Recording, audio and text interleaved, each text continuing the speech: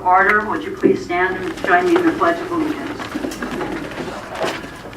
I pledge allegiance to the flag of the United States of America and to the republic for which it stands, one nation, under God, indivisible, with liberty and justice for all.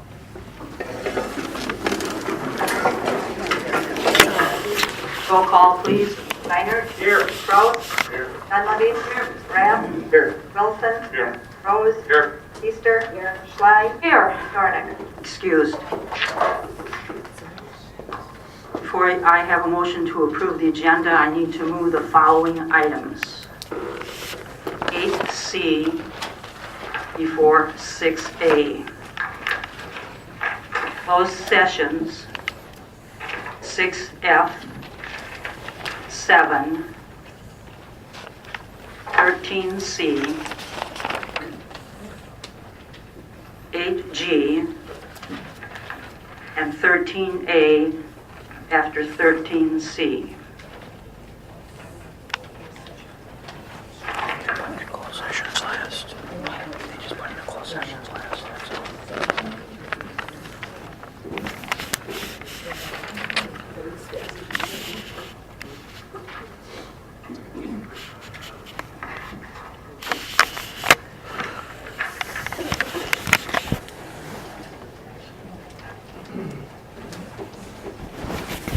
Okay, when I started with the closed sessions, I included 13C, but the 4 closed sessions are after 13C.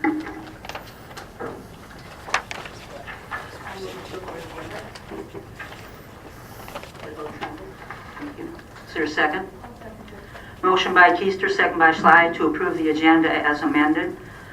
All those in favor, aye. Aye. Opposed, motion carried.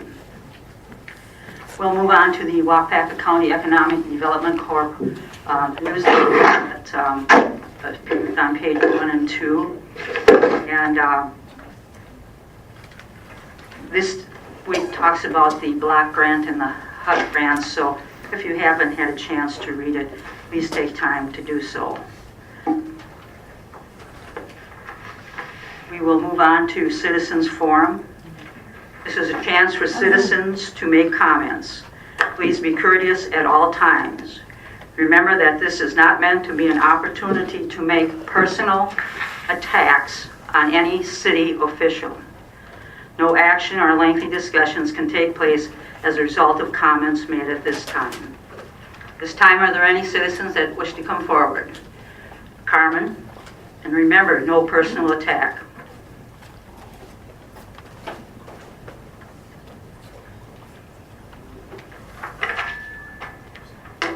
And my name is Carmen Gretzky, 151 Street, Clintonville, Wisconsin. No personal attack. That is correct. That is correct. You mentioned being courteous at all times, Ms. McGee. And I've just restated what I read for Citizens Forum. I'm asking if you received my request. Which request?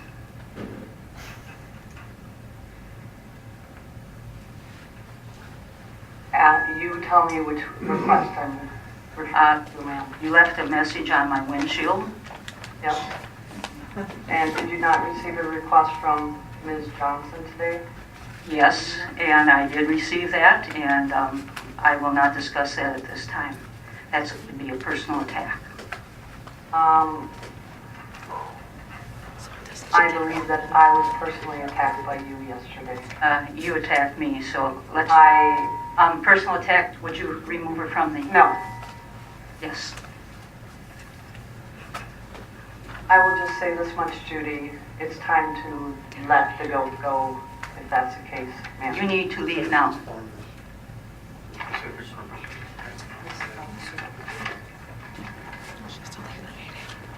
Anyone else care to speak in Citizens Forum? And if you'd please come forward. State your name and address, please. My name is Dan Rent, 202 Florida Circle, Clintonville, Wisconsin. Mayor, City Attorney, Alderpersons. I'd just like to say, most of you know I belong to Legion, traveling throughout the state. And I get to ask a lot of questions of what's going on in the good city of Clintonville. And I always tell them it's closed session. I think it's time that we get this behind us. If there is something wrong, if she did do something wrong, get rid of her. If not, you are the council, tell her what you want done of her, and let's get this program going and not keep prolonging it as it is. Thank you, Ms. Mayor. Thank you, Dan. Mike, please come forward.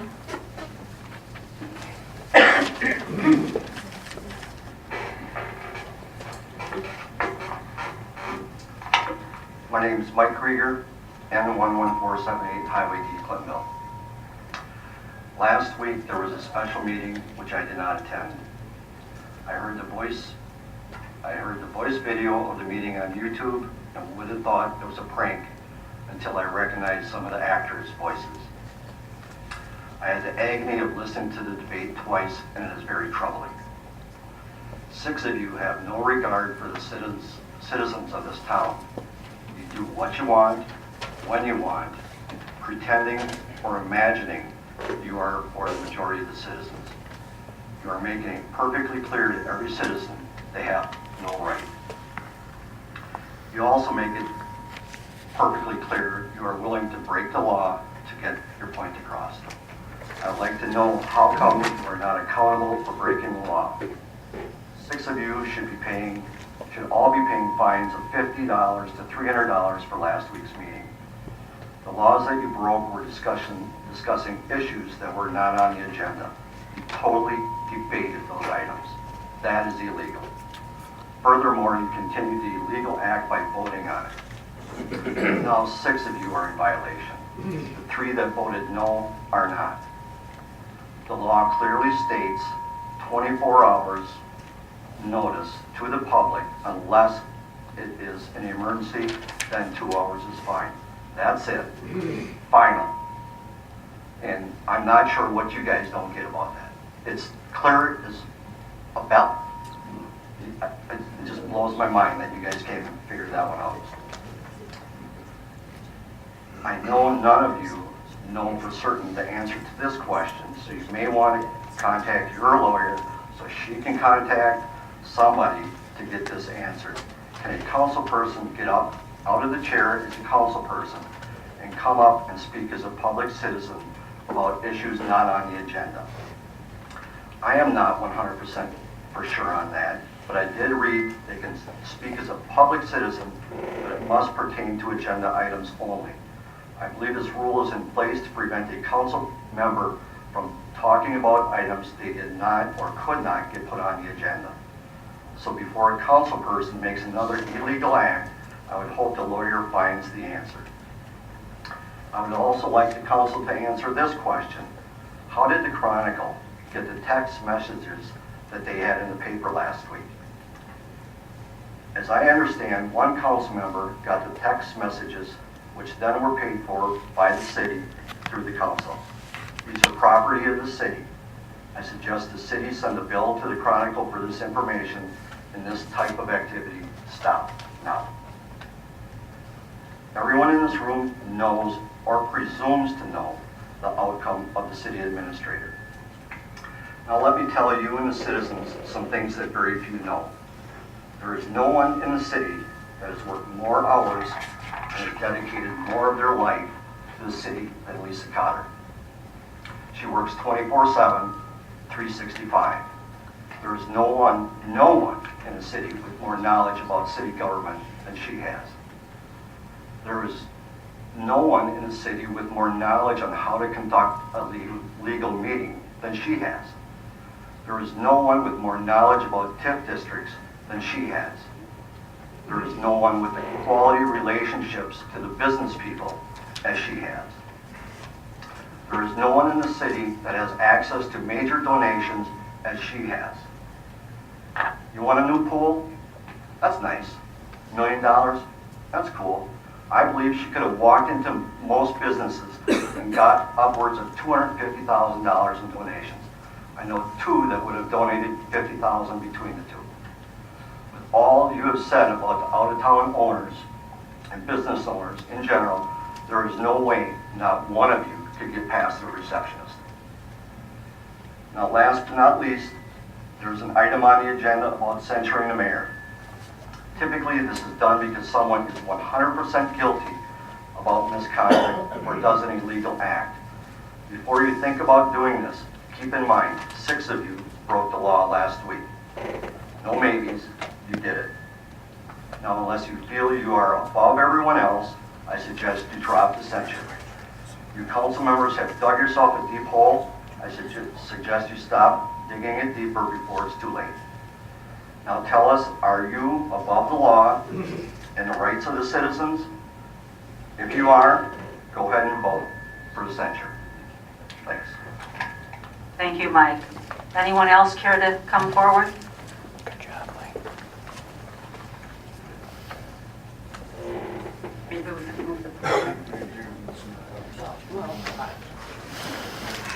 Just 1 minute, please.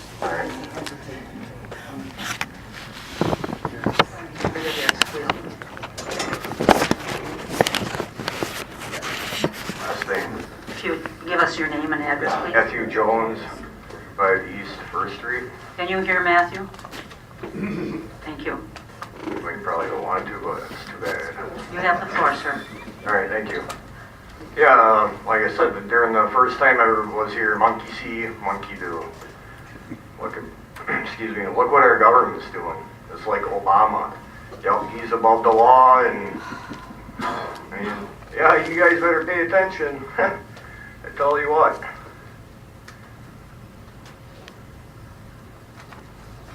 Anyways, yeah, if there's something going on and guilty, well, I got prosecuted, I broke the law, you know, no different. Just because you're high end up and you do this and do that, you're above the law, you know, it's just asinine. What examples are we teaching other people and the kids? You know, like I say, monkey see, monkey do. What do you think they're gonna do? Anyways, yeah, I came down here to say, over on 1st Street on Friday, concrete crew tore up the sidewalk, a section, and put up one barrier, whatever you want to call it, going east, and all the other ones had 2. Well, due to our cost saving with these street lights getting shut off, random ones around the city, one of them is right where I reside. And I don't know who it would be on, but luckily it didn't happen. Someone could have got very well easily hurt. I mean, it's pitch black dark. You know, someone could have, I mean, walking, running, doesn't matter. I mean, someone could have got really hurt, and I don't know who would have been liable. That was an out-of-town contractor that was doing the sidewalk. Yeah, but I'm not a lawyer, but I'm just saying, you know, if the city shut in lights off and didn't verify it to the concrete contractor, well, who's really liable? You know, is this $7,000 worth it? You know, you got old ladies crying, and now, you know, now that I saw, you know, witnessed, I just shake my head, and there should have been a blinking light on it. Whoever controls these, you know, concrete contractors, well, you should have been informed that, hey, this street light over here doesn't turn on, so we gotta put a light here, so nobody gets hurt, so you don't get sued, or we don't get sued, but nothing got done. So,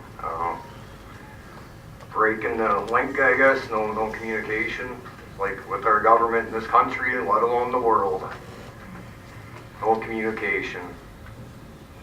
Point taken, Matt. Yeah, oh yeah. Thank you. Thank you. Anyone else care to come before the Brad?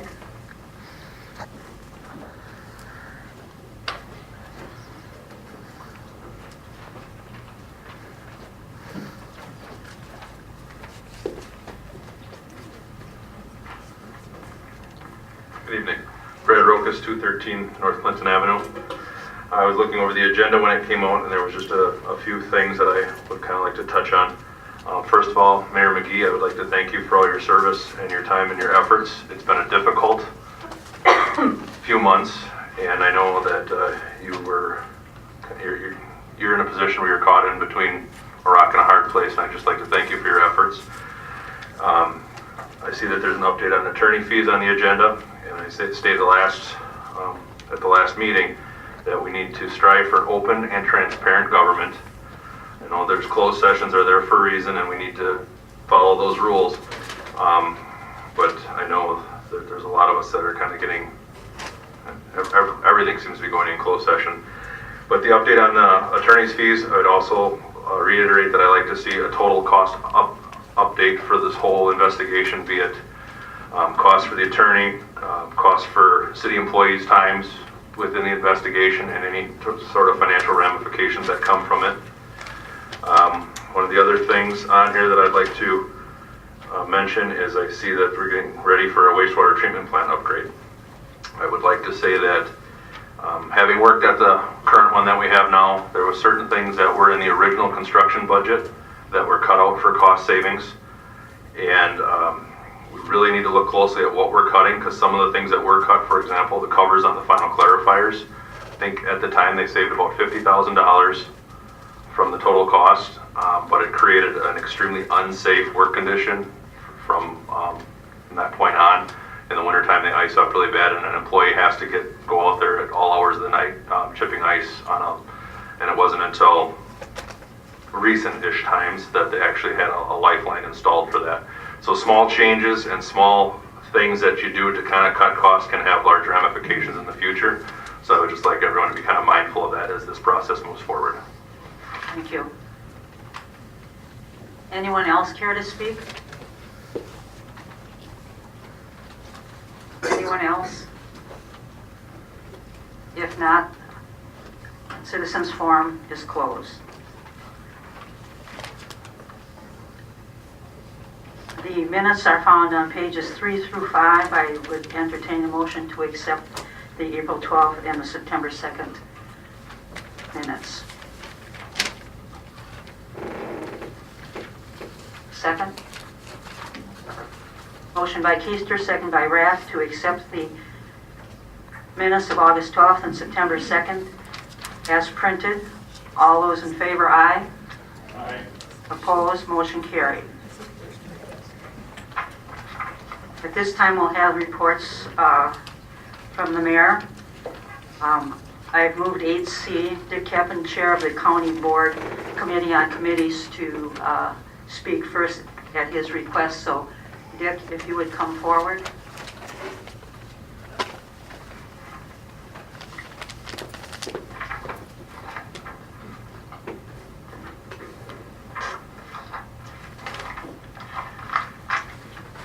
Good evening, Your Honor, City Council members, and staff. Thanks for asking me here tonight. What I'm going to say is this isn't comparing apples to apples, because county government is quite different than municipal government. I did have the opportunity and the honor of serving on this council for 14 years and as mayor for 2 terms before I fled the border to Waupaca County. Waupaca. No, I enjoyed every minute of it on the council. What you're asking me to do tonight is tell you how we at the county, or how I at the county, appoint my committees. We do it a bit different at the county level than certainly at the municipal level. And there's a reason why, and let me explain some of the reasons why I should say I do it the way I do it. I have my own theory, and it's worked since 2004 very well, I think. Every 2 years, we have reorganization for the county board. That's after the elections are done. There's different county board members. Some have retired. And so 3 months before the reorganization, say in February, I started thinking about plugging certain people into certain committees. Now, you have to know Waupaca County has a $76 million budget, and over 400 employees and 26 department heads, likewise that many departments, so it gets complicated. So I start in February, and when I was traveling for Wisconsin counties, I did it on a plane, change it on the way back, come home and work out on my chair. I had a rough draft, of course, who I thought belonged, belonged where.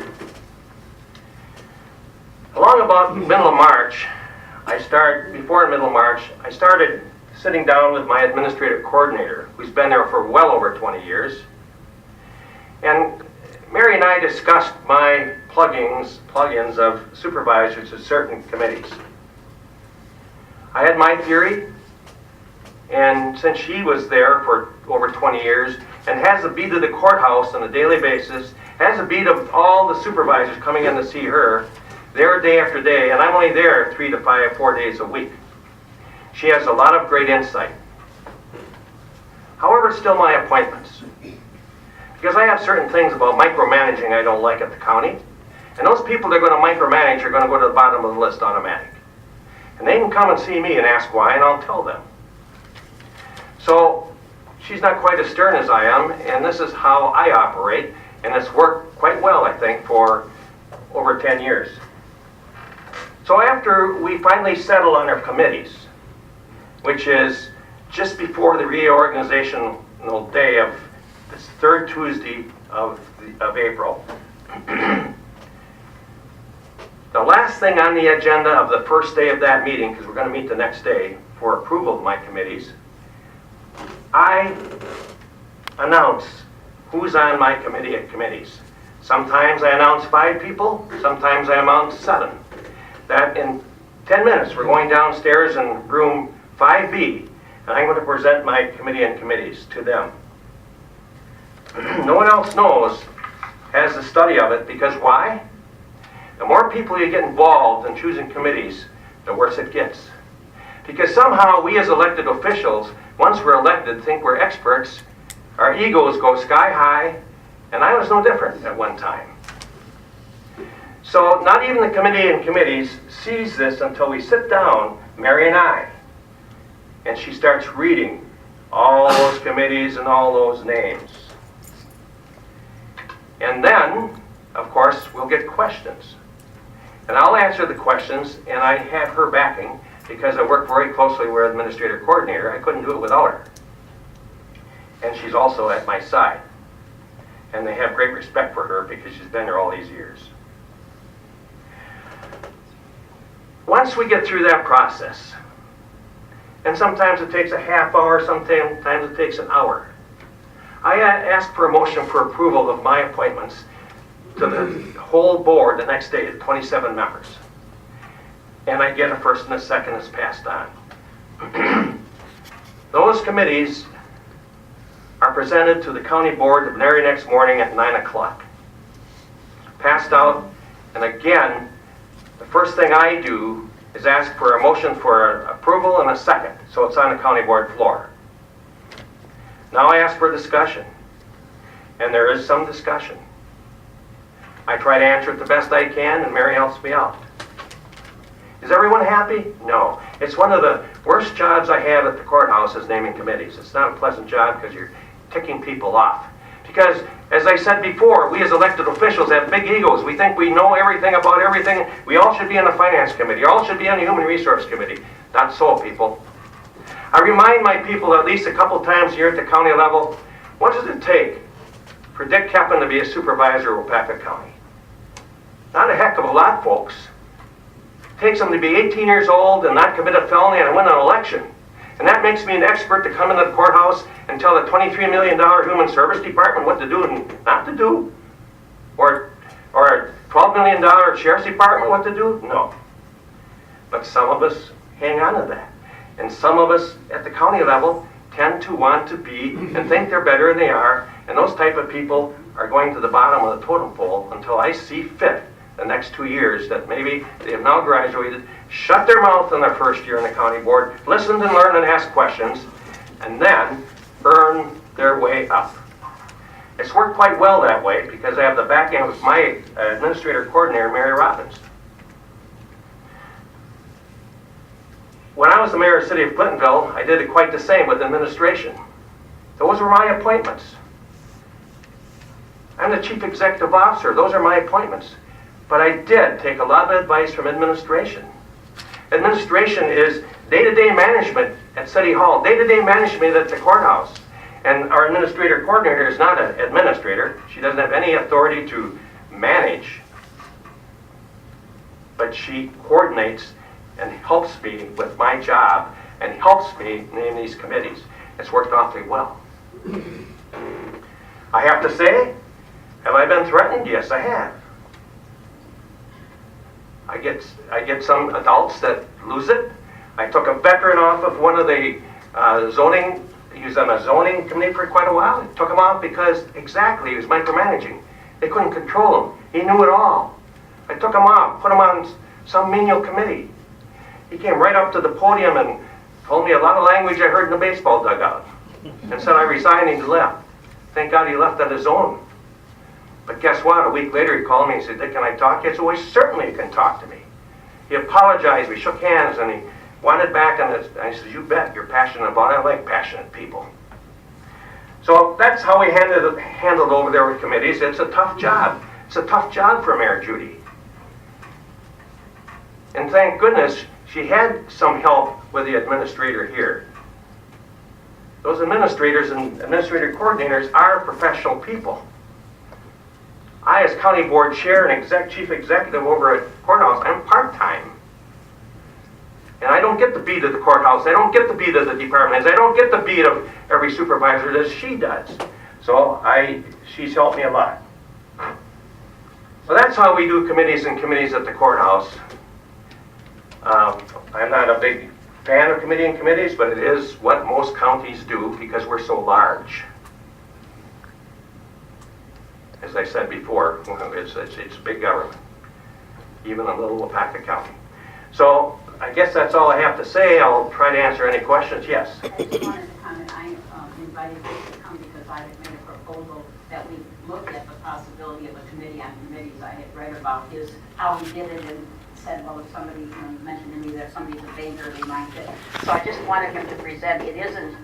The authority is still with the CEO, and it isn't a law change. It just would be another step. And I think he and I talked about this. I think the fact that he starts working on this for 3 months, it isn't just something that we wait till the election and then we could do it. So a lot, we want our committees to be more and more important. So I thank you for sharing your information and your experience. Mary Beth, I do want to say that, again, I say the less people involved, the better, because I don't want to talk to any supervisors. They want to talk to me. They call me. Department heads call me. I don't want so-and-so on my committee. I want so-and-so on my committee. I can't listen to that stuff. I listen to the administrative coordinator because she knows. She knows the real story. Dick Captain doesn't, but now I do. So, at any rate, in talking about, it's a good point about a banker. I did have an opening on our finance committee, which, of course, I keep stable. As I say, our expenditure budget is $76 million. I try to keep that committee stable as possible. But we had someone retire because of illness. And even though he is only going into his second term, and I'll mention his name, I appointed Dwayne Federowitz. Why did I do that? He's a professional banker. He's a sharp guy. And I get some criticism from some supervisors who have been there for 6 terms and never been considered. You don't pass up people like professional bankers. And he's actually now the chairman of our finance committee. He's that sharp. So but I just don't dump somebody except this one person because it was micromanaging. But that's how we do it in Wapaka County. So any other questions? Thanks for having me. Thank you, Dick.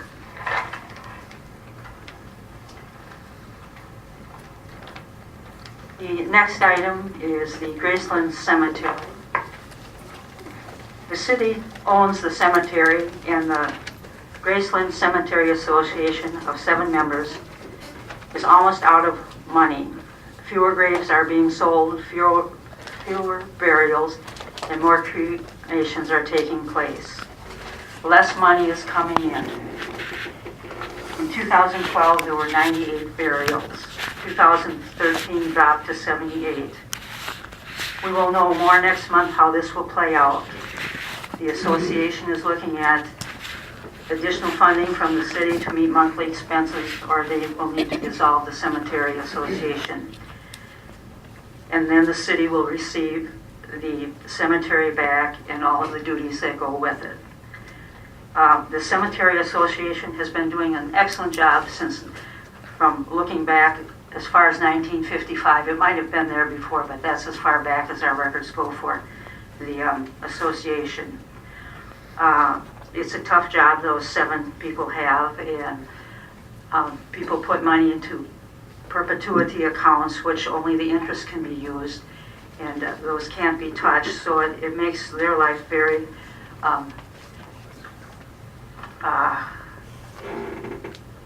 I would like to say nervous, uneasy.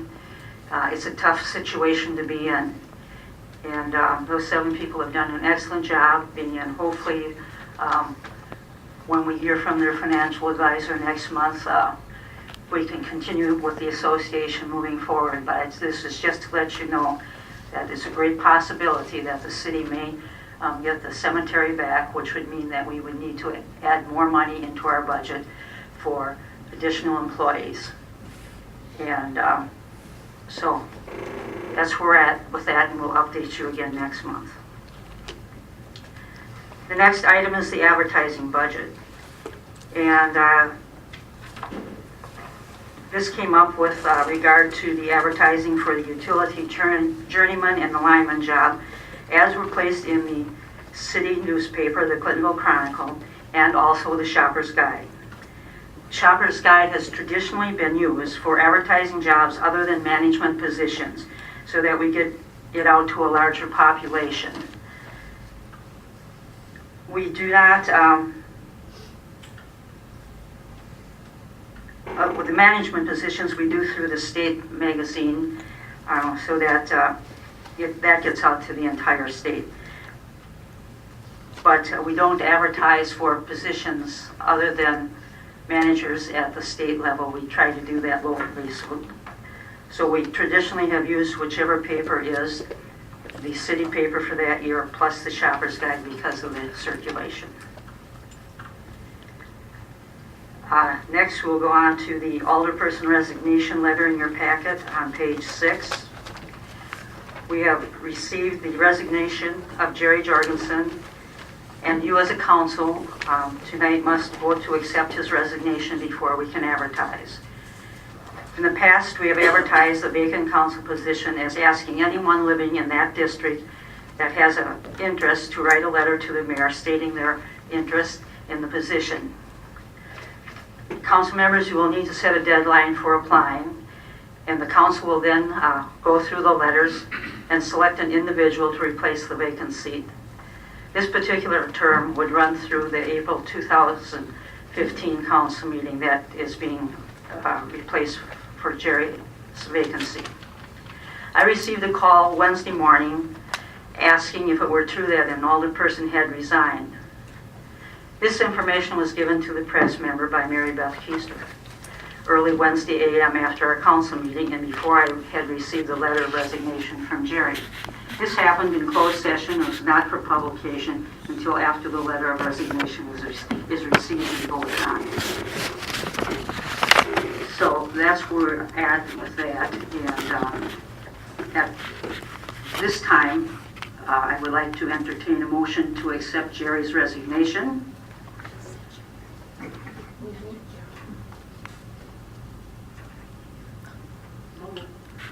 Is there a second? Motion by Mary Beth Keister, second by Jim Krause to accept the resignation of Jerry Jorgensen. All those in favor, aye. I'm sorry. I know that on the night of the council meeting, it was he was talking about it at an establishment as well. So it was public around that evening. I'm sorry, I didn't know about that. After that, because I heard it at another place that somebody had been at and had left in. Okay, thank you for informing me. I'm sorry, Mary Beth. Public knowledge already. Okay, Now we were going to vote. Any other discussion before Greg? I just want to say that it's unfortunate that he chose to resign. We'll miss him. I enjoyed working with Jerry. And should our paths cross again, I look forward to working with him in the future. Thank you, Greg. Any other comments? Now may we vote? All those in favor, aye. Aye. Opposed? Motion carried. Then we'll need to set a deadline for receiving applications from people in his district, so that if you would pick a date so that we can get the advertising out, I would appreciate that.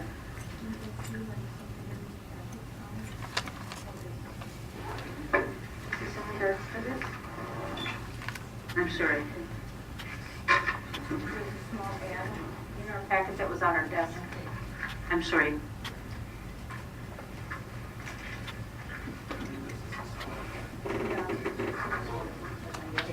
Yep, so we need to place an ad though, and we need to set a date when we want those letters in. Greg? I think that this is something that shouldn't linger too long, and I'd be looking for something in the market of 30 days. Hopefully we could have a few names or whatever turns up by our next meeting.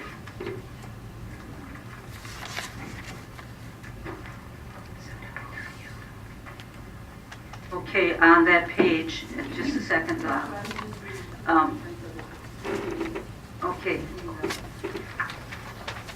It's only published for 1 week prior to the, let's see, let me just,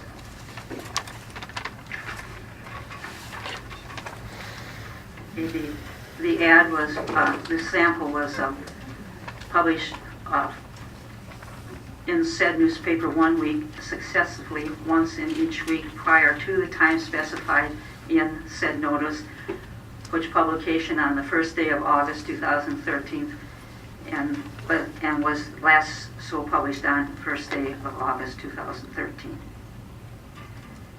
That is good legalese. Mary Beth. Mayor, I would suggest that we not only use the advertising, but also do a news release, so we can reach all the publications and get the notice out.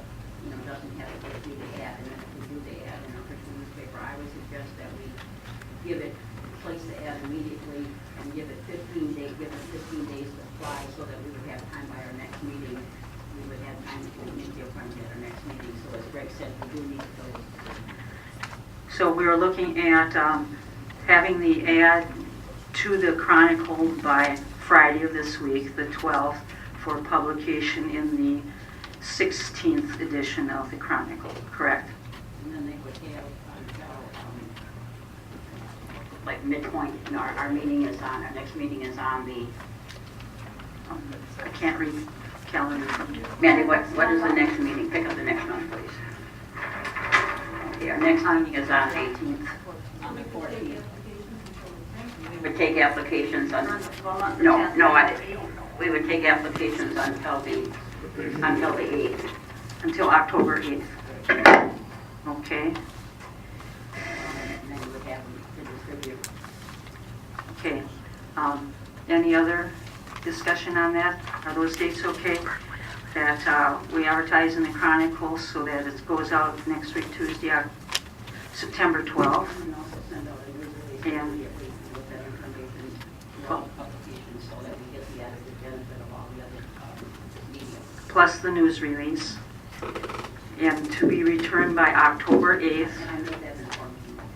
Okay. And to have it returned by October 8th, at which time I can get all of the letters out to the council, so that when we have our meeting on the 14th, you will have had a chance to read the letters.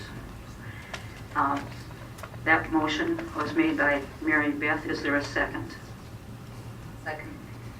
Motion by Mary Beth, second by Gloria Dunleavy to approve the advertising for the vacant seat of Jerry Jorgensen.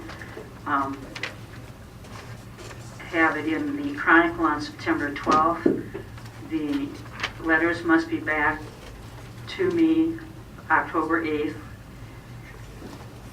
and we will appoint a member on our October 14th council. Any discussion?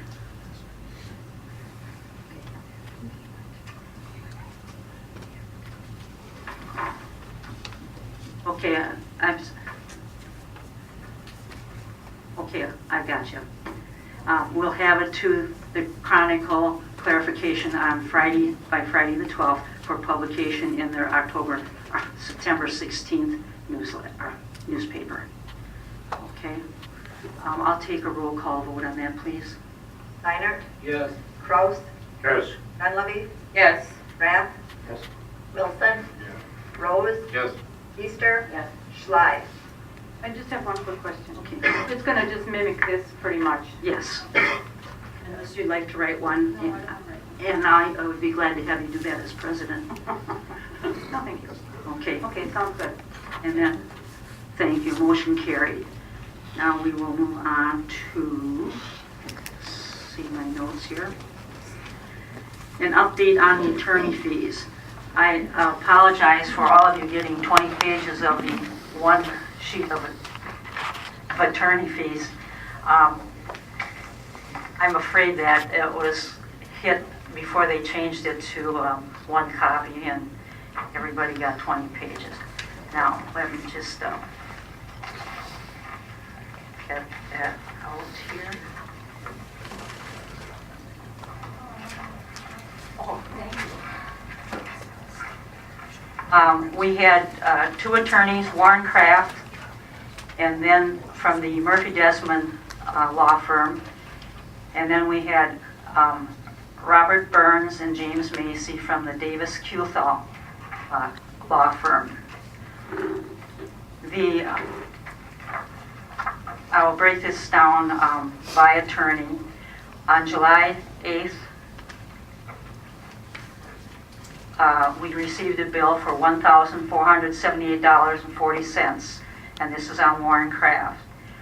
And we had two invoices that day, and the second invoice was for $5,600. On August 12th, we had an invoice for $337.55. Total fees for attorney Kraft, $7,415.95. For the Davis Cuthall attorneys, May 20th through 31st, invoice for $1,402.50. Invoice from June 2nd through the 30th in the amount of $2,933.87. Invoice for July 3 through the 28th in the amount of $2,680.88. We also had reimbursable mileage for $54.88. And then today I received the invoice for August 4th through the 29th in the amount of $4,368 and another reimbursable mileage of $54.88. The reimbursable mileage came to a total of $109.76. The attorney fees for the Davis Cuthall was $11,385.25, for a total of just the attorney fees for $18,801.20, and the reimbursable cost of $109.76, for a total of $18,910.96. Just a reminder, on May 13th, 2014, the City Council, pending investigation by special counsel to be named not to exceed $10,000 from the contingency fund, and that was for Warren Kraft, investigator. His total was under the 10,000 feet. Mary Beth. I just wanted to point out that there were two bills for Warren Kraft from the Murphy Desmond firm, and the first one of $1,400 was not for the ongoing investigation. That was for a separate issue, was researching the city attorney position. So that would not be included in the total cost, because Mr. Brad asked, we were trying to give you the cost of this, of the investigation. That was a separate. Okay, I'm sorry. Any other questions? Okay. Yes. It's a lot of money. I do agree, it's a lot of money, but in previous years, we have also exceeded our legal fees that we have set aside for outside counsel. I think we budget about $4,000 in the budget, usually. It's roughly about that. I know there's been years where we spent in excess of $14,000 with labor negotiations and such with the Macy firm. Just so, this isn't like this is the first time this is ever happening. It happens. We have, this isn't as public as this is. And I don't remember which page. There's another area in our budget where we have a general account with money for legal fees. There's the city administrator and the labor negotiations. Okay, for under the city administrator and labor negotiations. So there's more money in the budget than that $4,000.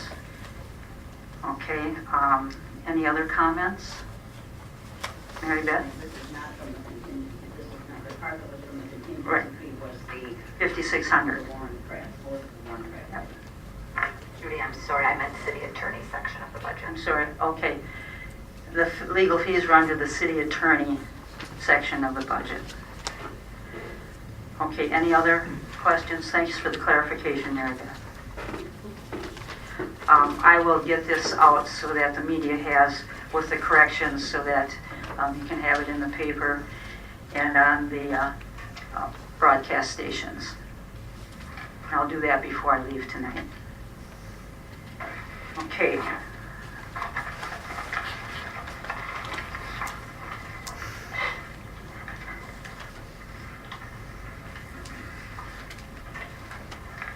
Now we will go to reports from the council members. And Mary, whoops.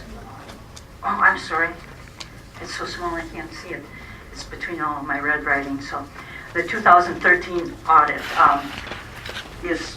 was given to you this evening, and after you've had a chance to read through it in the next week, and you have any questions, if you would please call Peggy with your questions so we can decide if you want us to have Paul, the gentleman who put this audit together, to be at our November meeting to discuss your questions and talk about the audit. So if you would do that, please go through it, questions to Peggy, and let her know, yes, I would like to have Paul come, or no, I don't. And then we'll move from there. Okay? Now, we can move on to report from council members. And Mary Beth, I believe that you asked for the majority of these, and Jeannie, you had asked about the employee handbook update? Yes. Okay, so Mary Beth, you want to start with the censure of Mayor McGee? Can't hear back here. Can't hear. We can't hear you. I got it here. A motion to censure Mayor Judith McGee, September 9th, 2004, based on the following and other evidence of ethics violations, failure to carry out assigned duties, and abuse of power and violations of policy.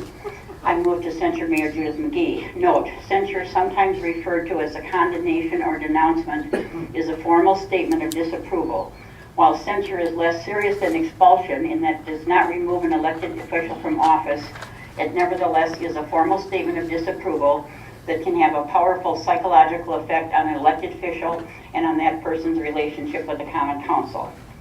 Recent open records request of phone records of calls and texts made on the mayor's city-issued phone. She communicated that now we have to get Greg Rose recalled, and advised the person who is assisting her with the Amero website to keep the email posted from Tricia Rose on the site, as I may need it in my effort to get her removed from Rotary. Neither of these messages is official city business, and the Rotary reference is particularly disturbing since the mayor is not a member of Rotary, and Ms. Rose has subsequently been removed from Rotary membership, with the mayor's posted email used as evidence. Note that the recipients of emails sent by the mayor have been blocked. In phone records, numerous calls from the mayor to individuals asking them to come to the special meeting to support her are included. At that meeting, the mayor announced that she had been asked to relax the standing rule of no personal attacks.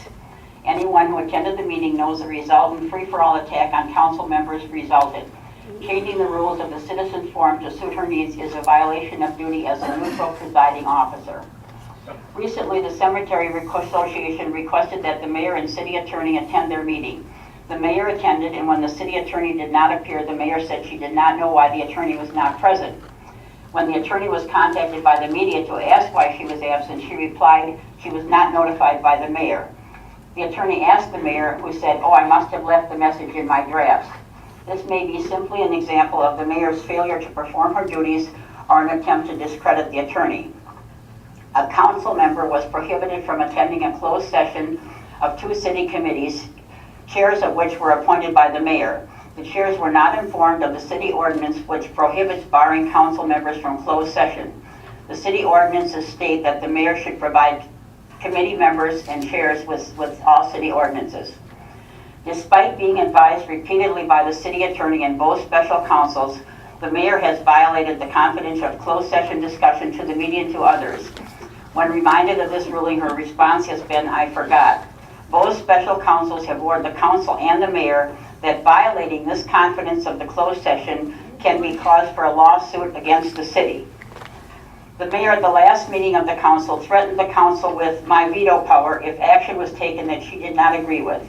The mayor is making a judgment before hearing the facts and not presiding impartially. If she wished to be a part of the debate, she should step down as presiding officer. Engaging in political activity while on duty by a city employee is a felony. The mayor has been aware of such violation by city employees, yet has failed to act. When presented with evidence of political activity, including organizing a write-in campaign for city council, developing a website for a candidate, and more, the mayor failed to take action as a supervisor of the employee. The mayor, by vetoing further investigation of a city employee, prolonged this investigation, thus costing the taxpayers additional dollars. The mayor has shown evidence of inability to carry out her duties, including in not attending committee meetings, claiming health problems. She has failed to keep order at meetings, allowing council members to interrupt when others have the floor, not following rules of discussion. And by the way, all of these citations that I used and the ones that were in the paper are open records, and they're available at City Hall to anyone at any time. Because of the above and previously noted violations, I hereby move to censure the mayor. Oh, I'd like to rebut. Okay. Is there a second?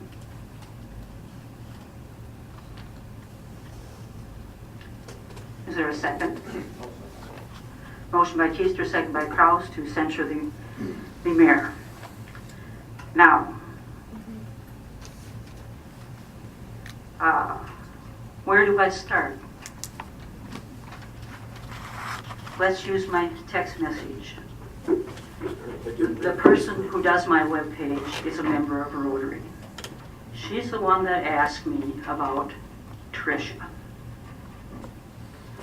You do not know what telephone conversations we had before the text messages when she was working on my webpage or my Facebook page. Likewise with Greg. She asked the question about the recall that she heard at Rotary. There are always 2 sides to every question. Last week, I believe you had asked me a question about something I signed in February or April, and I didn't remember. Being blindsided by not knowing what you're asking or going to ask at a meeting is not fair to me either. I do the best that I can with what I have, and the extra added pressure, stress, since the city administrator has been on leave, has been unsurmountable. It's taking a toll on my health. Yes, I can't always remember way back because of the meds that I'm on. And I really shouldn't have to share that with you or the public.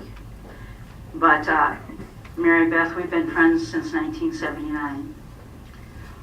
And I take this as a real slap in the face that you couldn't talk to me prior to this and discuss it instead of making it public. But it's public and that's fine. Media will do what they want with it. And now it's time for a roll call vote on your consenture. Yes? At the last meeting when we did a vote of no confidence, the mayor had asked to have discussions about her in open session, so that's why I put it in open session. Also, I did not ask the question about when you signed something. I did not bring that up. I did not ask that question. It was asked at the meeting, but I'm sorry. Accept my apology. I want to photo, please. Jeannie? I guess I talked to you about this the other day, about these phone messages that she's in regards to, where it doesn't matter what the rest of the conversation is. You sent that. Those are your typing words that sent that. Leave Tricia for a couple of hours. I need to use the post in order to help in removable from Rotary. It doesn't matter what the rest of the conversation was, I don't think, because you're saying that. That's fine, Jeannie. I said it. And that's what you said to me. I guess I did that. Well, I know I wrote it. I guess I found that nonchalant. I guess I did that. Well, I did do it. It's just disturbing. Okay. Point taken. Any other discussion? Roll call, please. Rose? Yes. Dunleavy? Yes. Rapp? No. Olson? Yes. Rose?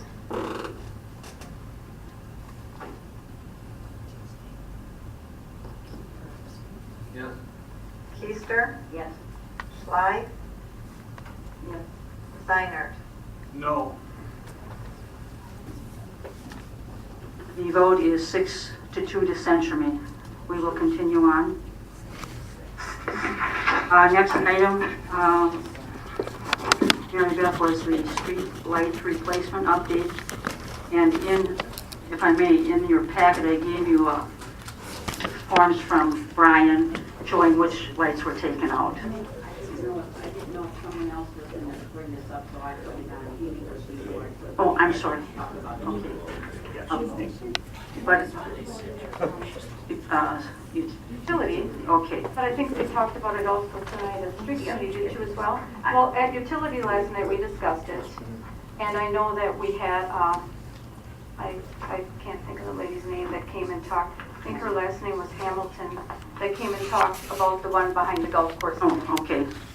Brian did some footwork on it, and to put a light at that intersection, which is extremely dark, would be, the cheap way out would be $2,600 for one light. And I know you and I talked about it last Wednesday. Yes, we did.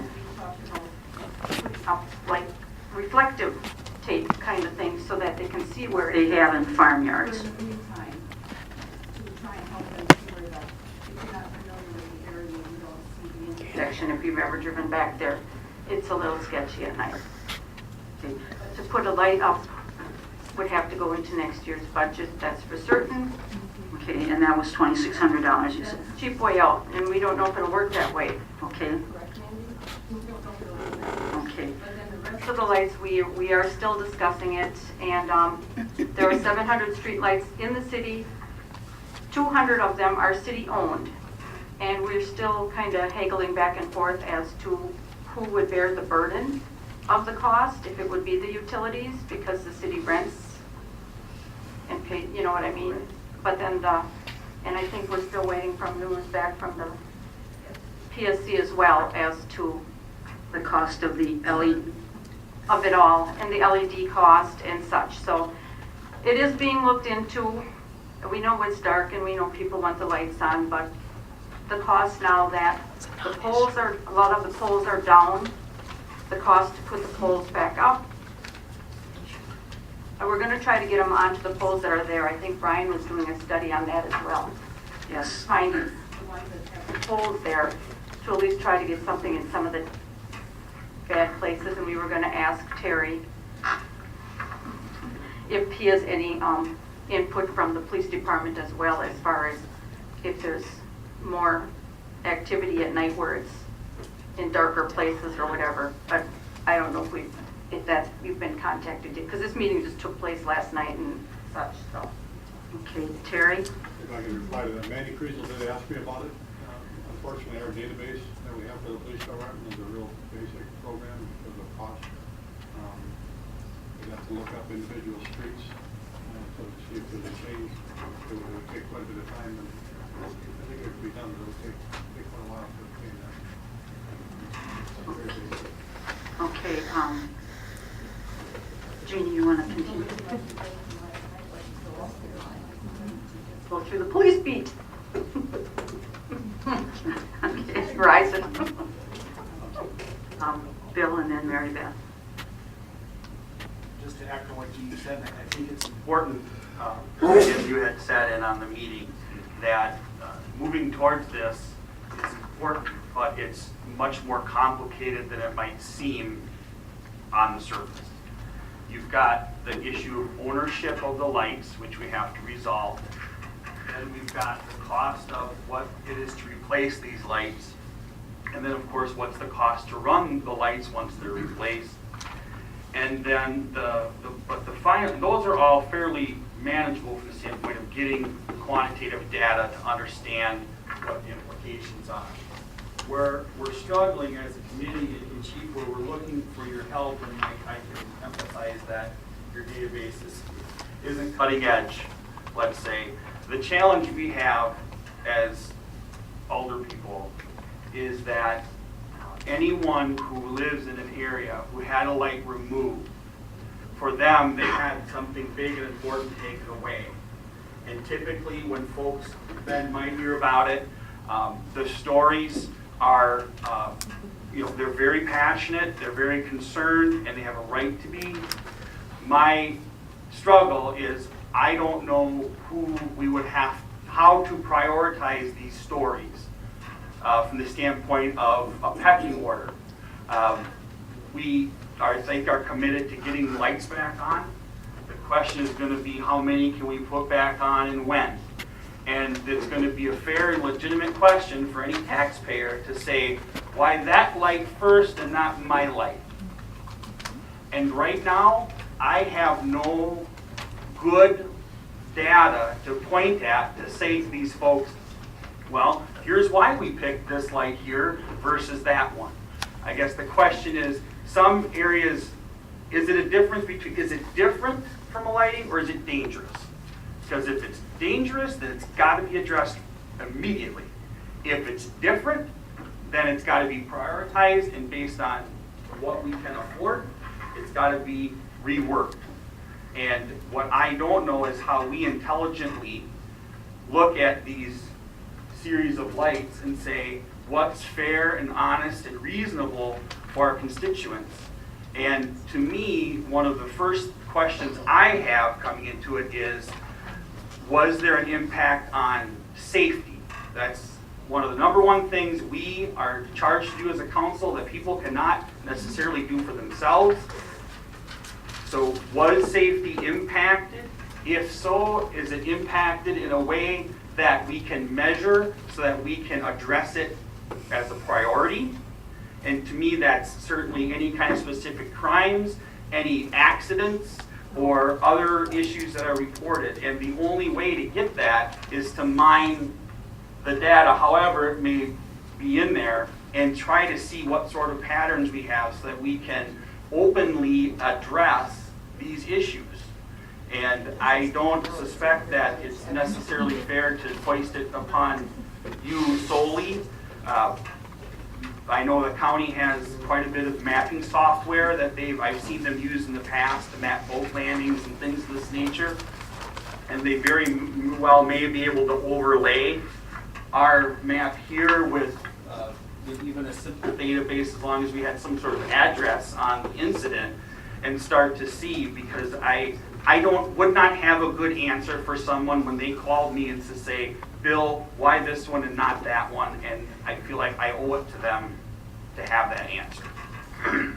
Okay, Terry wanted to respond. If we get the list from Mandy, we can start working on it, so hopefully by the next council meeting, we can have at least calls such as burglary, thefts, vandalism that occurred in those neighborhoods, and compare it to other years. Comparing to other years won't be as hard as if we take the list for each location where like there's change, see if there was a change or not, and try and bring that down at the next month's meeting. That would work. Okay, Mary Beth, you were next. When the lights were taken down, someone made a decision that these were the lights that were going to be taken down. So there must have been, you must have not just done that arbitrarily. Did you answer them when they said, why was my light taken down? Then was there an answer for that? So what I'm saying is, as I heard it in our street committee meeting tonight, they were going to look at replacing the ones where the poles were still existing, or it could be done cheaply. So we were looking, because everyone, the citizens have told us they want to replace, the sentiment seems to be to do it. So the starting point would be the cheapest place where the poles are existing. Also, the inquiry to the Public Service Commission isn't necessarily that there's going to be an increase. Actually, operating the LED lights is cheaper. We just have to have a separate rate for LED lights, so that's what they're inquiring. So this actually can be a saving on energy for the community. So consequently, this is being discussed. But they did, arbitrarily, these lights were taken down. So obviously, someone felt that none of them were needed. And now we're talking about putting them back up. So obviously, it's going to be a response to what the community wants, and that's what we're responding to. Okay, and Toby, you had something you wanted to say? I was just going to bring up about Krosky Road. Oh, okay. Fiberglass markers with reflective tops. We're going to be installing there. Wonderful. Okay, that should help. Thanks, Toby. Thank you. Okay, Jim, I'm sorry. Okay, I guess I wanted to reiterate what Mary Beth was saying about these LED lights. Earlier tonight I was at a meeting and I talked to our Park and Rec director, and he gave us quite a shocking number of the amount of money that we are going to save by putting in LED lighting. I had no idea it was going to be that much. I mean, maybe he could address the issue and tell us, but tell everybody. But he did tell us at our Veterans Memorial meeting, and I was really shocked and very pleased. Okay. Justin, would you like to let the entire group know? And let me know if you can't hear Justin. We put LED lighting at the Veterans Memorial. We have the 3 on the flags, 3 on the wall, and 1 on the statue. And we did that back in May. We replaced all the bulbs, and we've noticed about a 76 kilowatt per hour decrease per month. So we're looking at roughly an average of 109. Now we're down to around 33 per month. Wow. So that's just a small example, and we're starting to do some of this stuff in some of our Park and Rec facilities. So we'll have more data as the years go on. Okay, thank you. That is quite, yeah, from $109 to 33. Sorry, kilowatts to 33 kilowatts. Okay, it's very impressive. Thank you, Jim, for bringing that up. Now, have I called on everybody that has had a question on that? No, let me just. Employee handbook, thank you. Judy and I talked about this last Wednesday. We either come up with a committee, take it to the personnel committee. I know that some of the department heads would like some input on it as well, and I think they've been kind of doing something moving. But we need to get it updated. It's Right. Soon. I know we've got a lot on our plate, but I don't know how the council feels, if it should be a completely different committee, or if it should be the personnel committee with department heads involved or a new committee with department heads involved. I know when it was done years ago, does anyone remember? Were you on council then, Jim? I know Betty Wicker was the head of that committee. And she was on personnel. And that was personnel committee? Yeah. Well, then we can take it from there, I guess, if that's how the council feels. But I think it needs, a lot of it's obsolete and it doesn't hold water. Okay. I'll get it updated. Okay, Greg? I can relate to this. A few years ago when Act 10 went through at the state level and a lot of school districts, including Clintonville's, suddenly changed how we look at teaching staff such as myself. Many school districts didn't want to reinvent the wheel, and so what I would recommend that we do is look to similar, comparable, neighboring and whatnot municipalities to see what they have for employee handbooks so that we can save ourselves a lot of time and not reinvent the wheel in this matter. I'm sure that there's some good ones out there that we can take some information from. Thank you. Peggy, could you, through your clerk's email system, ask them to send us copies of their handbooks? Do you want by size of municipality, area? Size of municipality would be the criteria. Thank you. Anything else that Peggy should ask in that addressing the Clerks Association? Okay, are we good on that? Yeah, I just think we should have had, I know we've been talking about it for months, but. Okay, and as soon as we get that back from Peggy, we'll call a personnel committee meeting.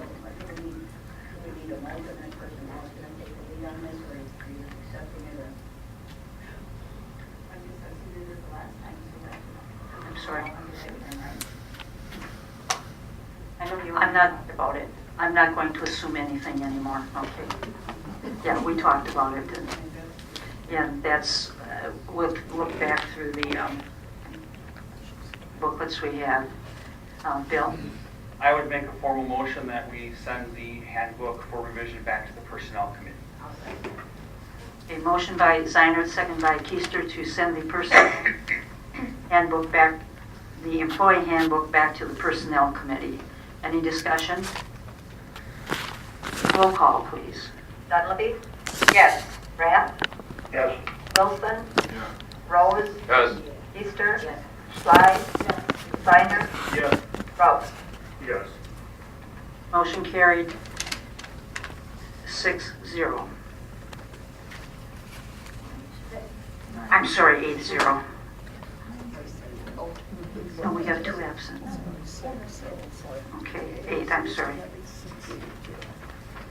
See, I can't count either, so please don't hold that against me. Now we're at appointments. Mary Beth, you added that? No, we added that. We added that. We added. I'm sorry. Okay, disregard that. So, and I went through that earlier, I do believe. Do you have anything else to add, Jeannie? No, we were just gonna, I don't know if we want to do temporary appointments or do we want to wait to see if we get applications? I was just concerned about them, because like last night's safety and ordinance, Okay. one of our guys gone because he got urgently called out of town for work, which is understandable, but then we were short another one, so it's, Right. I don't know what to do. And I had asked Jeannie to ask Gloria to chair last night's safety and ordinance. I chaired it because she had a tooth problem. Okay, so anyhow, we do need to, I need to appoint a chairman, and I would like to do that now. If you would accept me doing that, I would like to appoint Gloria as chair of the Safety and Ordinance Committee. And any discussion? Then if I could have a motion to accept that appointment. Second. Motion by Keister, second by Steiner to accept the appointment of Gloria Dunleavy as the new chair of the Safety and Ordinance Committee. Any discussion? Any? I guess we can wait for the rest of the appointments to the empty seats until after next month, hoping we have somebody filling the position. Yes. Because if I appoint current members now and we get a new person in, then I have to undo. And according to the guidelines, I can't undo it once they've been appointed until the term is up. And that's in this packet of information also. So if you're all good with that, I'll ask for a roll call again, please. Rapp? Yes. Wilson? Yes. Rose? Yes. Easter? Yes. Schley? Yes. Zeinert? Yes. Kraus? Yes. Dunleavy? I guess yes. Thank you. Motion carried 8-0. Now, the establishing policy regarding citizens forum and electronic device use during meetings. Mary Beth? Someone pointed out to me that was in the audience, at the top of our meeting notice, the mayor, or I assume the mayor, but it says, out of courtesy, please turn off your phones. But it's pointed out that we assumed that turning off the phones was also including not texting, and someone said that there was constant texting going on, which was disturbing, so I just wondered if we need to explain that. But then I also had asked the city attorney if this statement about the citizen forum, which the mayor reads every time, and she tells me that she inherited that wasn't her original work, that was always on the notices, and it's always on all the committee meeting notice. But the city attorney told me that's not really a policy anywhere. It's just that we always put that it's on the letterhead or something. And I wondered if we wanted to make it a policy. But also, just happened to be talking to a friend of mine who was the president of the state bar, and I mentioned this, and he said, "Well, I think that's a violation of the First Amendment right that you can't stop people from saying things about elected officials. You can stop them from being disruptive, but to say, well, you can't say anything about." Name anybody. So I throw that out. It kind of surprised me, and so I just kind of throw that out for discussion. Do we want to make this, is this going to be a policy? Because as I said at one time, and I mentioned that earlier tonight, that the mayor said, I'm going to relax it, but is it going to be a policy? Do we want it to be a policy? Are we concerned about that we're limiting people's First Amendment rights? So that's why I put it on the agenda. Okay, Greg?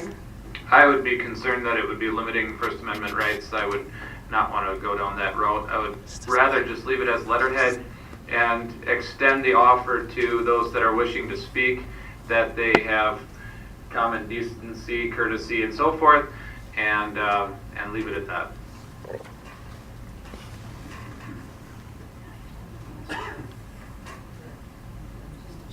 Okay, Mary Beth first. One other thing, I also, it's been pointed out to me that we call it the Citizens Forum.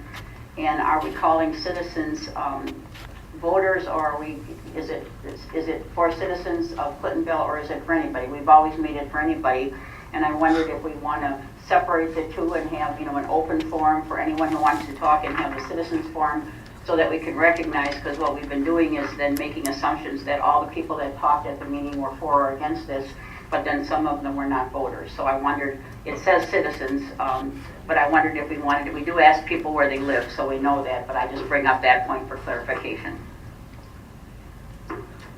Phil? I would think that the Citizens Forum indicates anybody can speak. If you're a member or a resident of the town of Larrabee, I think you have as much right at that podium to address this council as anyone.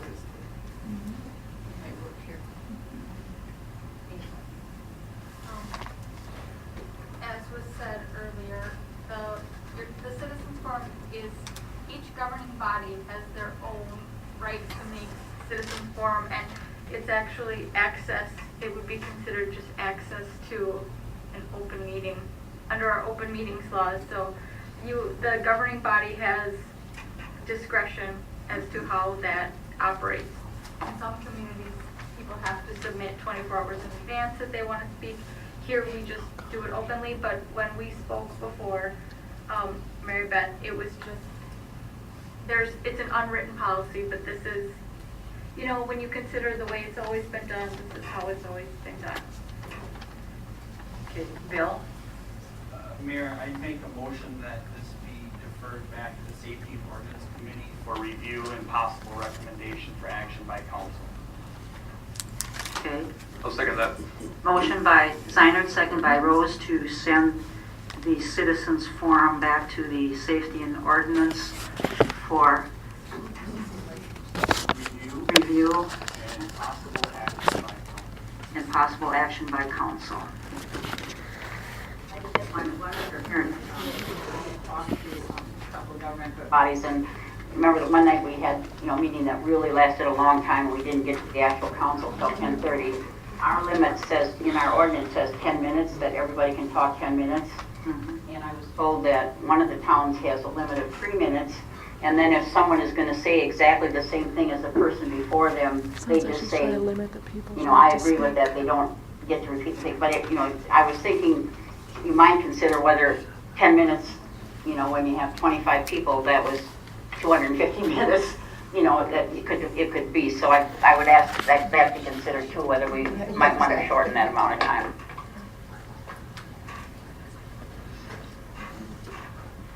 Any other discussion on that? I think that's ordinance. We do have an ordinance.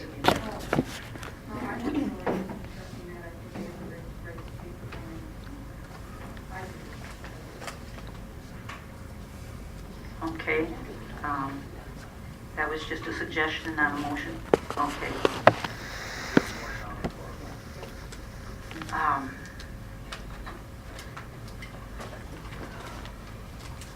Okay, the motion was to refer the citizens forum to Safety and Ordinance to review and possibly action by the council. Roll call, please. Wilson? Yes. Rose? Yes. Easter? Yes. Schley? Yes. Zeinert? Yes. Kraus? Yes. Dunleavy? Yes. Rath? Yes. Motion carried 8-0.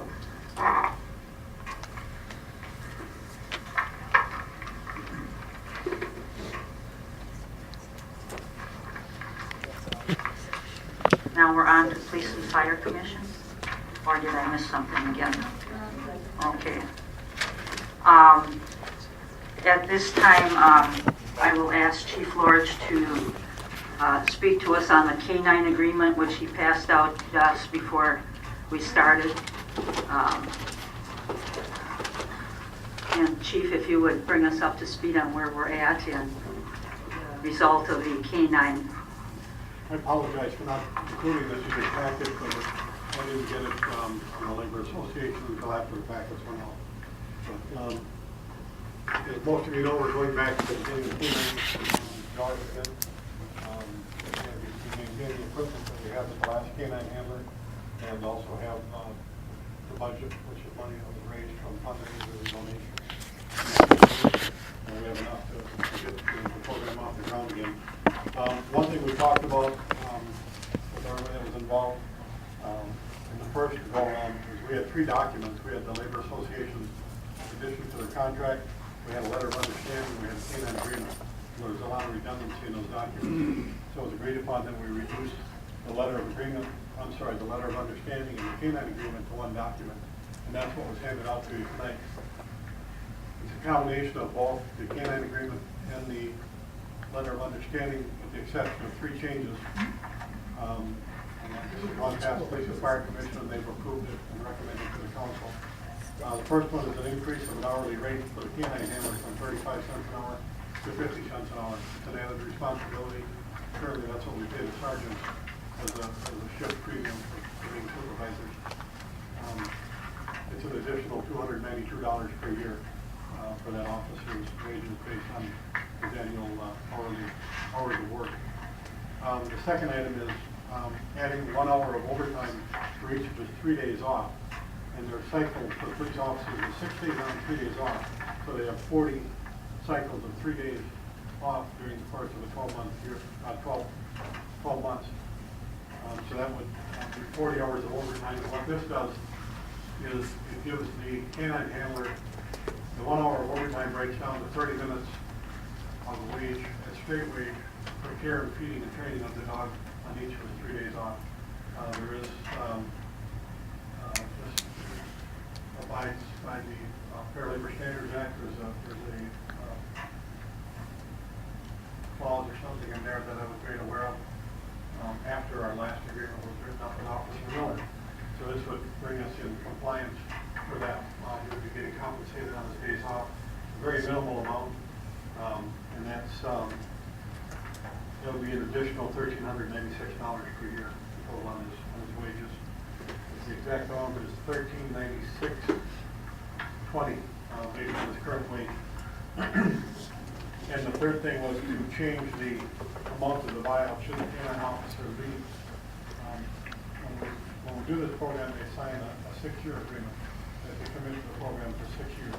That's generally the expected life of a canine dog. Sometimes they go longer, sometimes they go less, based on health or if they are injured during the course of their performance as a canine. In the perfect world, we hope to get 6 years out of the dog. If the officer would leave or choose to opt out of it for some reason and want to take the dog with him, as Officer Miller did, we changed the cost rather than having specific monetary amounts, which changes what the cost of each dog. And we changed that to a 6-year amount, starting with 75% of the cost of the dog after the first year and going down to, in the 6th year, after 6 years of service, canine handler would obtain the dog for $1. And this is the only 3 things that change at the direction of the Police and Fire Commission. This was sent to Jim Macy to review. I haven't heard back from him yet. I'm hoping to hear it yet this week. But what I'm requesting is that if Mr. Macy is in agreement with this, and the police union is in agreement, which verbally they've stated that they are, so it's just a matter of everybody signing the document that the council approves, I can move forward and we can have our dog and start training by November 3rd. Okay, Terry, what is the average cost of a dog? The last dog was, the purchase of the dog itself, I believe, was $8,000. I think we have maybe making up over $20,000. I think it's closer to $24,000 in reserve for the canine. Is that correct? Right in that neighborhood. That we gave some interest with money that's sitting there. It can't be used for anything with canine because it was raised with donations and fundraisers in the community. And we'll continue to do that as the officers raise funds. So it's about $8,000 that we have the officers training while he's away. There are 2 4-week segments. The first one will be the drug training. That's the most important to us. We want to get after the heroin problem that's going in every other community. And we have some over here as well. So the drug training would be the first 4 weeks. And then the officer and the dog will go back out and work the streets until spring, probably in April. Then they'll go for the patrol, search, and the patrol tactics and search portion of the training, which would be another 4 weeks in the spring, which makes it easier for us on the budget too, because we're breaking it into 2 budget years. And it'll work out real nice. So by May 1st of 2015, you'll be fully certified and doing well. Okay, thank you for that update. Are there any questions of the Chief? Terry, do you have extra that you can give our 4 media people, the radio station, and 3 newspapers are represented? 4. Otherwise, you can give them my copy.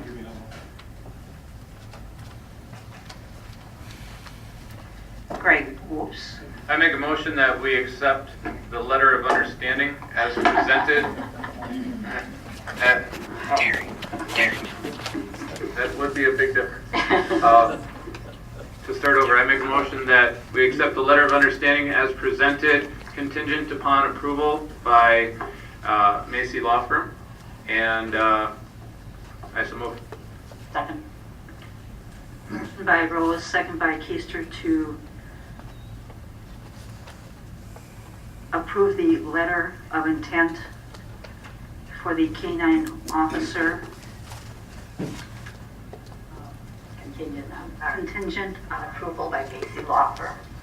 Letter of understanding. Okay. Phil. Mayor, I have a question for Chief Lorch. Did you indicate that we also need approval by the, you have a verbal commitment from the police union, but we need a... Yeah, the Low Labor Association actually drafted this for us, in their agreement. Obviously, there's a signature page on the back. One other thing I added, I forgot to include that as well, because we're combining the contract and the letter of understanding that we include the canine officer signature on the back as well as the mayor's and mine, the union representative, and the I guess then I would ask that we amend the motion to include the police union.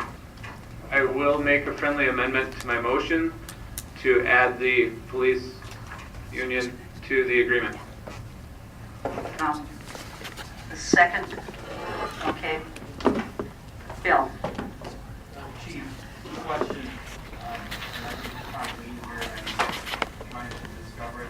On the prorated cycle of the dog buyout, if the officer leaves, it refers to cost of dog. Does that include all the costs of training the dog or just the original purchase cost? The dog has the training. And because you have you had mentioned the dog was $8,000, and the training itself you mentioned is very expensive. We're splitting over 2 years, but over the life of the training cycle for the dog, do you have any kind of ballpark as to what that would accrue to? With Officer Miller, as I recall, the officers training, the dog's training, and the purchase of the dog is $16,000, I believe, about $16,000. That didn't include any equipment or anything, which you remain sure in the last one. Very good. Thank you. Okay, any other questions? Roll call, please. Rose? Yes. Easter? Yes. Schley? Yes. Steiner? Yes. Kraus? Yes. Dunleavy? Yes. Rath? Yes. Wilson? Motion carried 8-0. The next item is a request to declare the fire department hose surplus. Terry, did you hear the amount that they were hoping to, yeah. They were going to first make it available to the neighboring community that we have mutual aid agreements with. Okay. Various fire departments that could use it. I believe it was $25 a roll. Pardon? $25 a roll. Okay. Any questions on that? I'll make a motion to declare the fire department hose surplus. Second. Motion by Schley, second by Keister to declare the fire department hose surplus. Any discussion? Roll call, please. Easter? Yes. Schley? Yes. Leinert? Yes. Kraus?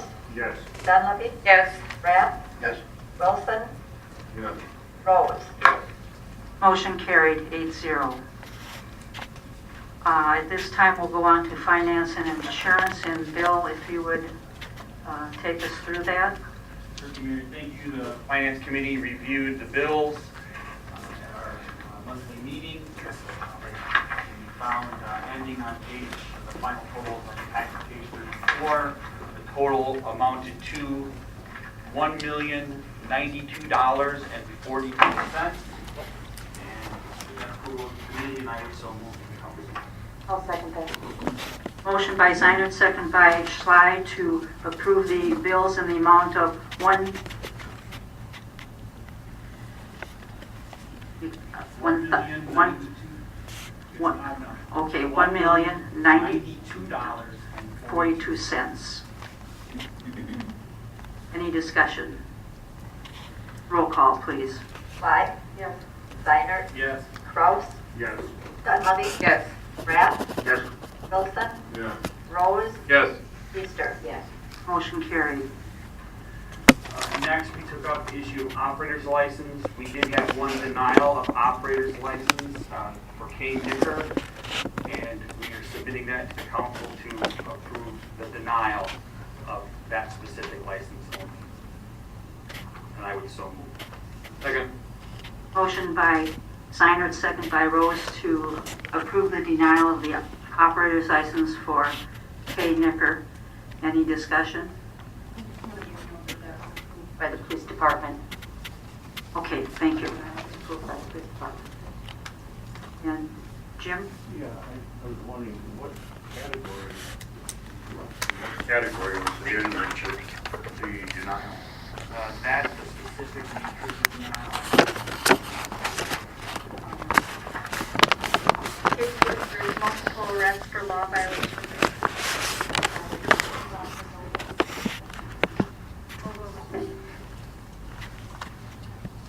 Okay, any other discussion? Roll call, please. Minor, Yes. Kraus, Yes. Dunleavy, Yes. Rath, Yes. Wilson, Yes. Rose, Yes. Easter, Yes. Schley. Yes. Motion passes 8-0. Next up, we have the approval of operators' licenses. The licenses are listed on page 35 of your packet, and they are for Corey P. Hansen, Harley A. Meyer, and Lisa A. Knockdraw. I apologize in advance for my mispronunciation of these names. Committee approved, and I would move to submit these to council for their approval. I'll second that. Motion by Steiner, second by Schley to approve the operator's license. Any discussion? Just want to make note that these also Have been approved by the police department, so. Thank you, Jeannie. Roll call, please. Kraus, Yes. Dunleavy, Yes. Rath, Yes. Wilson, Yes. Rose, Yes. Easter, Yes. Schley, Yes. Steiner. Yes. Motion carried 8-0. And then, Mayor, there was no action taken on item B or D. At our meeting, we are waiting to gather some additional information. So we have no report back to the council, nor was action taken or recommended. Thank you. We will move on then to the Safety and Ordinance Committee. Jeannie, your sister passed it on to you. If you would, please. For info on, as far as the building inspector and zoning business. So next month, hopefully, we'll get that all ironed out. And the open records request / copy fees for alderperson is already covered by ordinance. To the packet. Is it in this packet on our desk, maybe? Okay. It says that this, I don't know where it is. It's already an ordinance that it's available to the council members at no cost.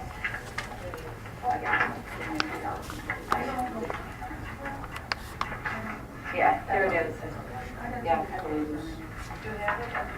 But, okay, all right, we're good. Form of an email. Thank you. I did see that. It is already, all city officials, except the police chief. No, that's not the right one, is it? Different one. Elected and appointed officials shall not be required to pay for public records. They may reasonably require for the proper performance of their official duties. And I guess a comment from that, I mean, I've already gotten stuff from the, and haven't gotten charged. And what we do with it after that, does it matter? We still have to make copies of it. If a constituent asks me for something, I will get them a copy of an ordinance, and I will get the copy, I'll keep a copy, and I will make them a copy and give it to them. And I've done that in the past. Okay. Any other discussion?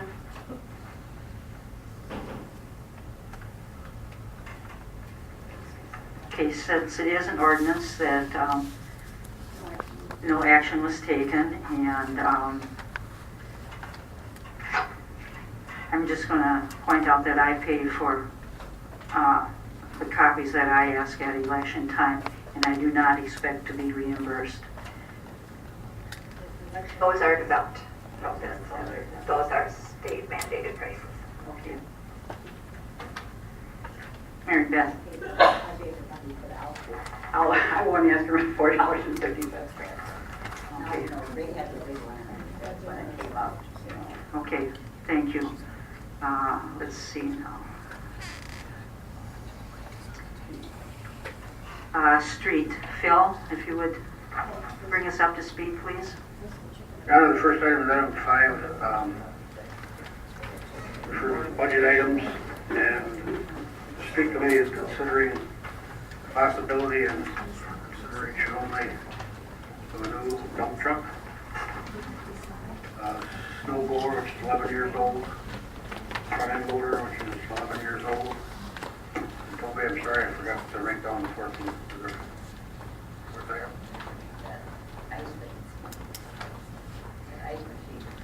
Box spreader. Salt spreader. Salt spreader. Oh, so, okay, so, which goes with the truck. Okay, It's for information. all right. Second item is billable rates. FEMA requests that we have a list of rates for equipment use, and we've added this to the list now. And this was moved by the street committee. Single axle dump truck would be $84 an hour. Grader with the wing would be $139 an hour. Grader without the wing would be $115 an hour. And a pressure vac, Mandy had wrote 78, is that correct? Yeah. 78, okay, thank you. And I would recommend the council approval for those rates and that they be added to the list. Great. So moved. Second. Motion by Rose, second by Keister to add the equipment billable rates, this group to the previous group of billable rates. Any discussion? Not, roll call, please.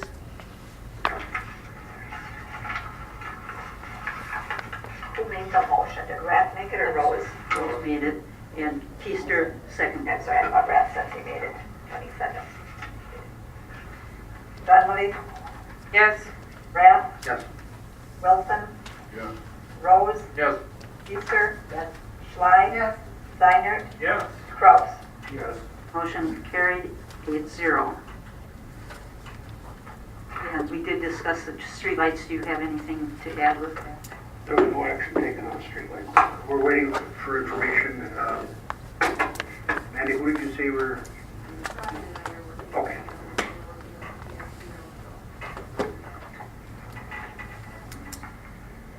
Okay. I'm sorry. I got a question. UV lights, Please? the UV lights, we were gonna bump that up, remember? And we passed the whole, Or as the sewage plant, we were gonna bump the UV lights up to be, Right, I've got that here. okay, I'm sorry. Sorry.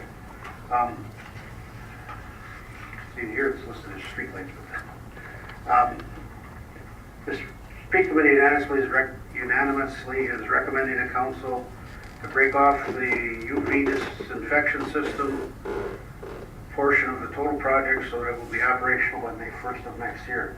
This item was approved, and all we're asking is that the date be moved up.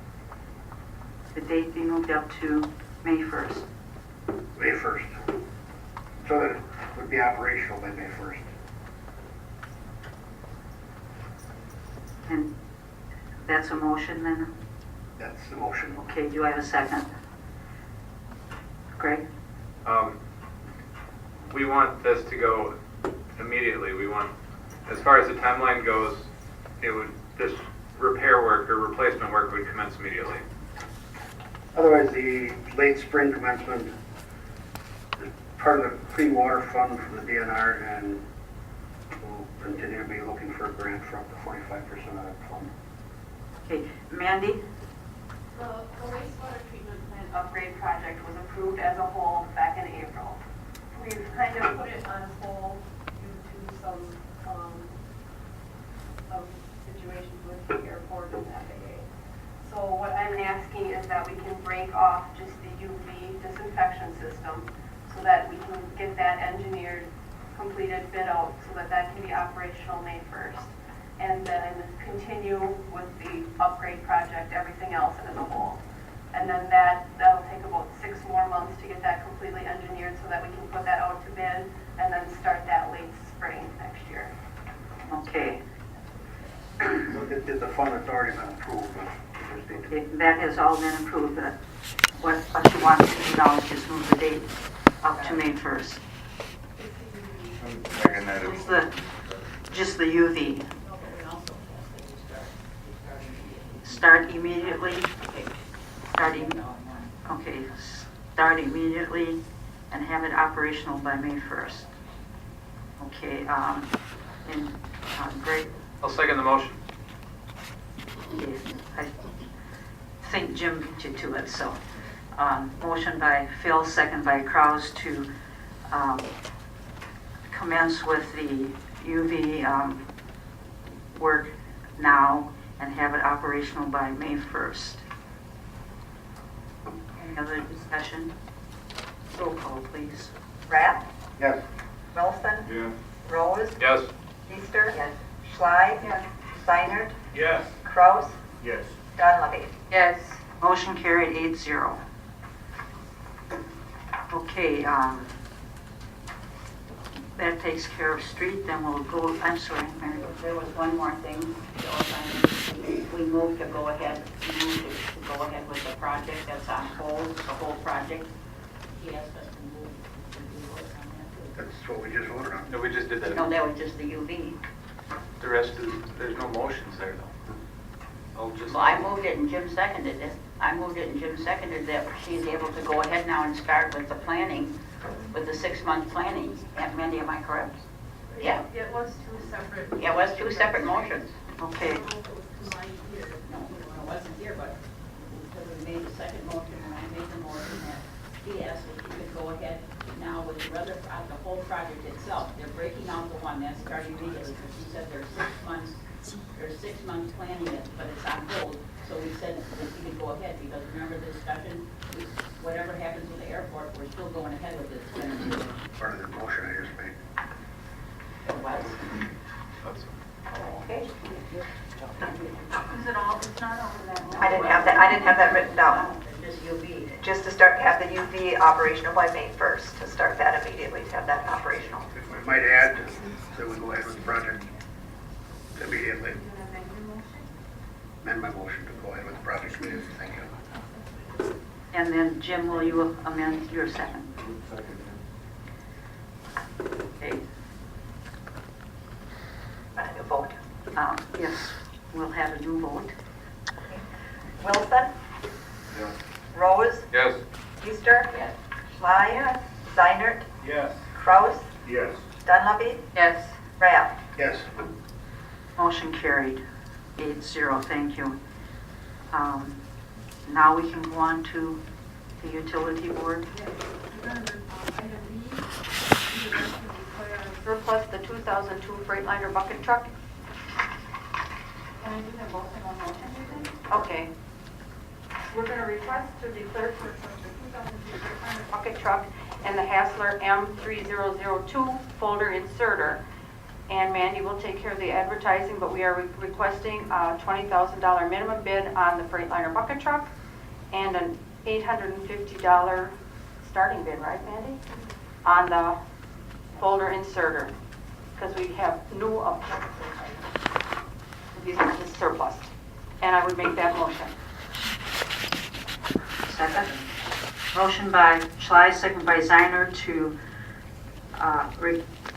declare surplus the 2002 Freightliner bucket truck with a minimum bid of $20,000, and the Hassler M3002 folder insert for a minimum of $850. Any discussion? Roll call, please. Rose? Yes. Easter? Yes. Schley? Yes. Steinert? Yes. Kraus? Yes. Dunleavy? Yes. Rapp? Yes. Wilson? Yes. Motion carried 8-0. And did, Oh, that is more Information is needed, and it will be coming back next month. okay, thank you. At this time then, I need motions to go into closed sessions for our 4 items. Closed session pursuant to Wisconsin State Statutes 19.85, parent 1, parent D, conferring with legal counsel for the governmental body who is rendering oral or legal written advice concerning strategy to be adopted by the body with respect to litigation in which it is or likely to become involved. Raise repair order 164 Main Street. May we convene in open session. Who did you want to first? Attorney Burns, George, Toby Cruz, Peggy.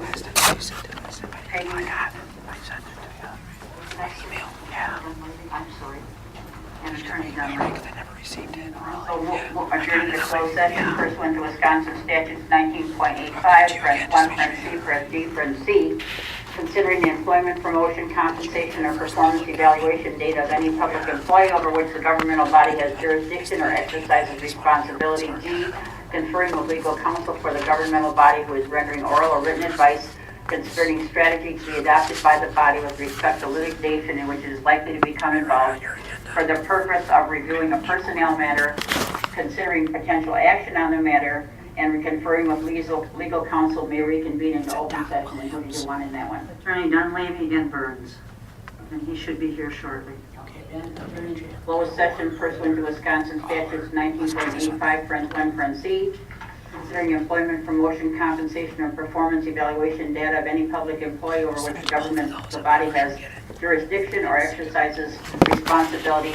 Vacation carryover, city administrator may reconvene in open session for possible action, including whom? It just, that would be Attorney Dunleavy and Burns.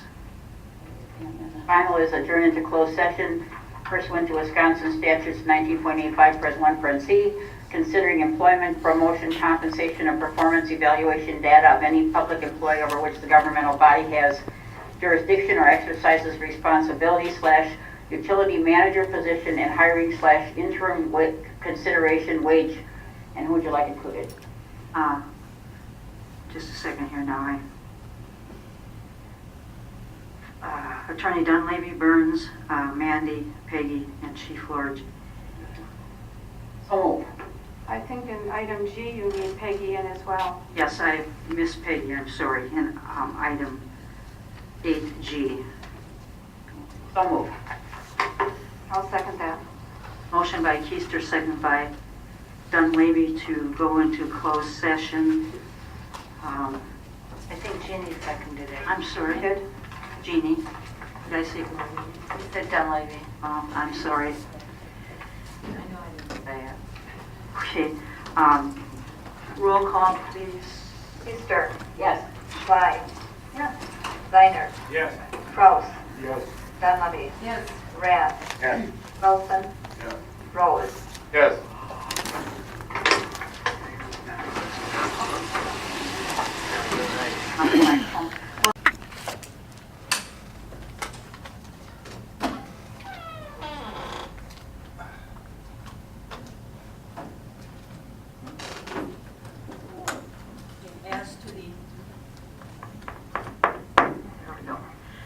As to the ongoing personnel matter, progress has been made, and we anticipate in the near future a resolution. That's it. Motion to adjourn. Second. Motion by Schley, second by Dunleavy to adjourn. All those in favor, aye. Aye. Motion carried.